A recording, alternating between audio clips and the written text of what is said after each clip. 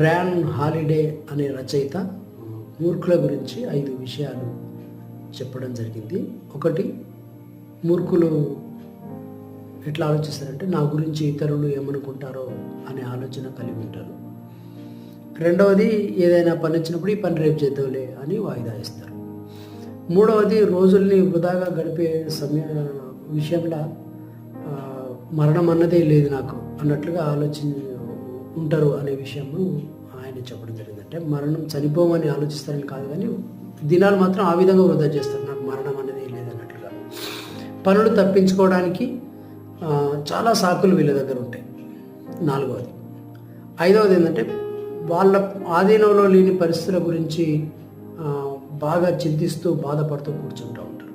So 5 లక్షణాలు మూర్ఖులకు ఉంటాయి. So మీకు లేవని నేను అనుకుంటా ఉన్నా.